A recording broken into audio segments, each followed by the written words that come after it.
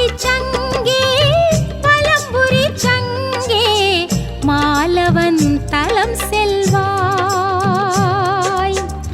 இடம் புரியாமல் அலைந்திடும் எந்தன் நிலையை நீ சொல்வாய். அவன் செம்பவள திருவாய் மொழியாய் உன் ஒலியும் வருகிறதே.